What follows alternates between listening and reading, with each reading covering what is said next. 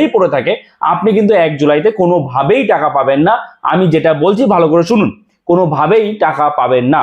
আচ্ছা, অন্নপূর্ণা ভান্ডারে বা অন্নপূর্ণা যোজনায় কিন্তু 7টি বিষয় চেক করা হচ্ছে যারা অনলাইনে অ্যাপ্লাই করেছেন তাদের ভেরিফিকেশনের জন্য, কিংবা যারা অফলাইনে অ্যাপ্লাই করেছেন এবং বিডিও অফিস থেকে যাদের এন্ট্রি হয়ে গেছে অনলাইনে, তো তাদেরও কিন্তু 7টি বিষয় চেক করা হচ্ছে।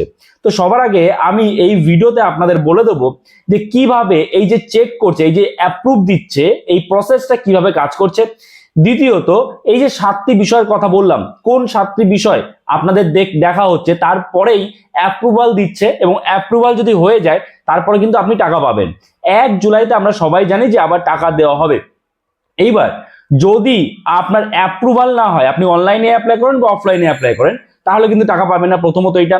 দ্বিতীয়ত, আপনি যদি অফলাইনে অ্যাপ্লাই করে থাকেন এবং তার যদি ডেটা এন্ট্রি না হয়, মানে আপনি অফলাইনে যে ফর্ম ফিল আপ করেছেন, বিডিও অফিসে জমা দিয়েছেন, তো সেখানকার যারা সরকারি কর্মচারী আছে তারা যদি সেই ফর্মটা এন্ট্রি না করে অনলাইনে, যদি ওইভাবেই পড়ে থাকে, আপনি কিন্তু 1 জুলাইতে কোনোভাবেই টাকা পাবেন না। আমি যেটা বলছি ভালো করে শুনুন, কোনোভাবেই টাকা পাবেন না। আচ্ছা, তাহলে এবার বিষয়টা বুঝি কিভাবে অ্যাপ্রুভাল হচ্ছে। দেখুন, সবার প্রথমত যারা অনলাইনে অ্যাপ্লাই করেছিলেন তারা কিন্তু সরকারি যে কর্মচারী তাদের একটু কাজ কমিয়ে দিয়েছেন, অর্থাৎ তাদের আলাদা করে এন্ট্রি করতে হচ্ছে না ডেটা। তো অনলাইনে যারা অ্যাপ্লাই করেছিলেন তাদের ডেটা কিন্তু পোর্টালে চলে গেল, এবং পোর্টালে যাওয়ার পরে বিডিও অফিসের যারা কর্মচারী আছে তারা কিন্তু চেক করছে ঠিকমতো। চেক করার পর তারা যখন রিভিউ করছে সবকিছু এবং সেটাই তারা অ্যাপ্রুভাল দিচ্ছে, তারপরে সেখান থেকে আপনার ডেটা আবার চেক করা হচ্ছে কোথায়, ডিএম অফিসে। ডিএম অফিসে যখন চেক করা হচ্ছে এবং সেখান থেকে যখন অ্যাপ্রুভাল দিচ্ছে, তখন আপনি টাকাটা পাচ্ছেন। যতক্ষণ না ডিএম অফিস থেকে অ্যাপ্রুভাল দিচ্ছে ততক্ষণ আপনি টাকা পাবেন না, যারা অনলাইনে অ্যাপ্লাই করেছেন। যারা অফলাইনে অ্যাপ্লাই করেছেন, প্রথমত তাদের ফর্মটা কি করতে হবে, যেখানে অ্যাপ্লাই করে মানে যে বিডিও অফিসে জমা দিয়েছেন বা যে অফিসে জমা দিয়েছেন সেখানকার কর্মচারীরা সবার প্রথমে আপনার ফর্মের ডেটাটা এন্ট্রি করবে।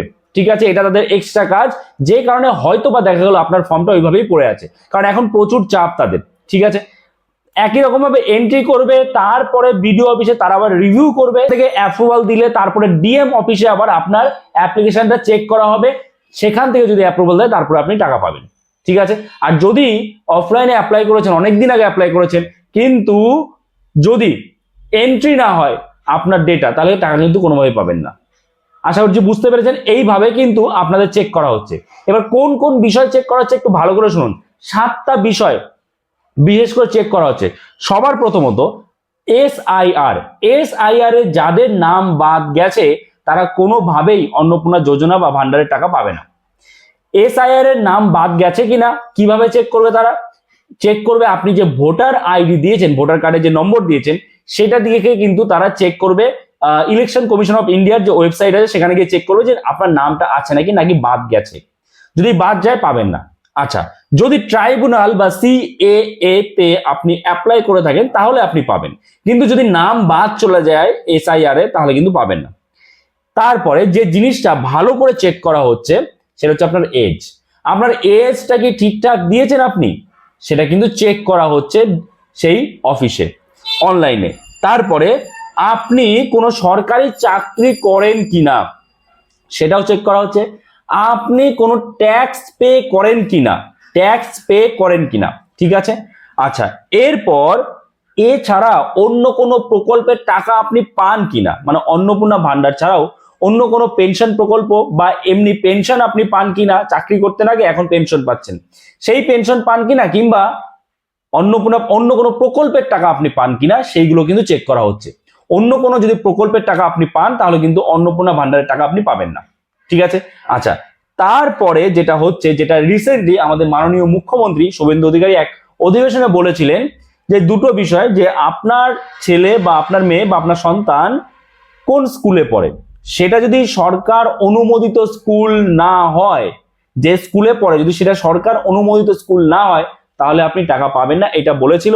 এবং তার সাথে সাথে সরকার যে ভ্যাকসিন, সরকারি যে ভ্যাকসিনগুলো দেওয়া হয়, আপনি আপনার সন্তানকে সেই ভ্যাকসিন দিয়েছেন কিনা।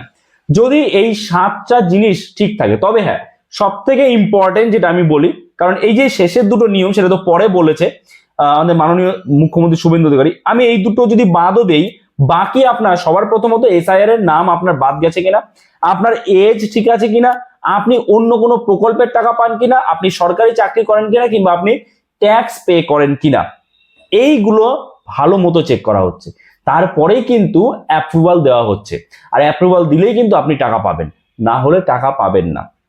আর যারা অফলাইনে অ্যাপ্লাই করেছেন, যদি আপনার ডেটা এন্ট্রি না হয়, কোনোভাবেই টাকা পাওয়া কিন্তু সম্ভব নয় যতদিন ডেটা এন্ট্রি না হবে। 1 জুলাইতে যেমন টাকা দেওয়া হবে তার মানে তো এই নয় তারপরে আর টাকা দেবে না, তারপরেও দেবে। আপনি এই মাসে না পেলেন পরের মাসে পাবেন, বা মাসের মাঝখানে পাবেন। প্রতি বুধবার করে টাকা দেবে, আমরা প্রত্যেকেই জানি। তো প্রতি বুধবার করে যখন টাকা ছাড়বে, আপনার ততদিন যদি অ্যাপ্রুভাল হয়ে যায় আপনিও পেয়ে যাবেন। এই হচ্ছে বিষয়। তো আশা করি আপনারা বুঝতে পেরেছেন, সব রকম কনফিউশন ক্লিয়ার হয়েছে। এরপরও আপনাদের কোনো রকম কোশ্চেন থাকে আপনারা কমেন্টস করতে পারেন, আমি নিশ্চয়ই তার রিপ্লাই দেবো। ওকে, সো এই ভিডিওটা এখানে শেষ করছি, দেখা হচ্ছে নতুন কোনো ভিডিওতে। সবাই ভালো থাকবেন।